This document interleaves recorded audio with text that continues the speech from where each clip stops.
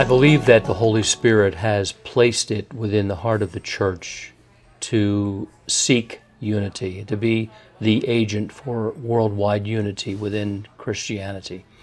The world of denominations has quickly become, in my estimation, a house of cards, because it's hard to say, what does it mean, for example, to be a Protestant today? What does it mean to be a member of any specific denomination? There's such a wide disparity of belief and profession even within those denominations. The church, through the office of the Holy See, is the visible sign of both unity and authority within Christianity. And I believe what St. John Paul II prophesied about this third millennium being the millennium of reunification. And the church, of course, will be the agent of that unification. The church is the family of God on earth. And right now there's great disunity within that family. What that has resulted in is not only feelings of alienation, but sometimes feelings of antipathy among various sets of Christians.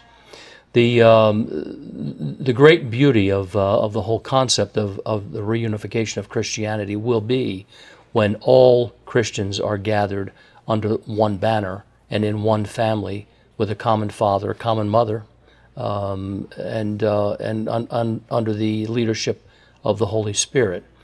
The other thing that needs to happen, I believe, is the effect that reunification will have on the world in general. I think part of the reason why the church has so little impact in the world is because the world looks at the church and says, there's no unity here. These different Christians all believe different things. They're sometimes at odds with each other, sometimes even worse. And so why would I even have an interest in that? For the sake of the world, as Jesus died for the sake of the world, I think for the sake of the world, this reunification is going to be absolutely essential. The reality is that for anyone who lives under the lordship of Christ, the church is home. And so I think there's going to be a longing in almost everyone's spirit. It's kind of like what when St. Augustine wrote, "Thou hast made us for thyself, O Lord, and our hearts are restless until they rest in thee." That part of that rest is the rest of knowing that you're where God wants you to be, and that you're home, and that home is the Catholic Church. Again, the church that Jesus established 2,000 years ago. Augustine also said, "He who has not the church as his mother has not God as his father." And so there's something missing. There's something missing in the equation for someone who is a follower of Christ, who can be a very sincere and very, very forthright and serious follower of Christ, but who's not connected to the church as his mother. Coming back to the church has absolutely produced a level of joy that I've never known before.